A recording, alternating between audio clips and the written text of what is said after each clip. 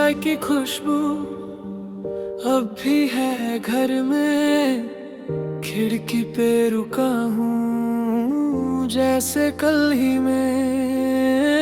मेरी माँ की दुआ से तेरी आदत लगी। तेरे बिना ये रातें मुझसे रूठ गई। मैं कैसे भूलूं वो हल्की सी हंसी जिसने टूटी हुई दुनिया फिर से जोड़ दी।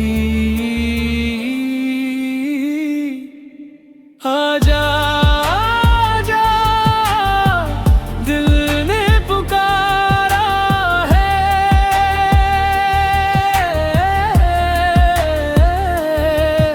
आजा आजा सब कुछ तुम्हारा है।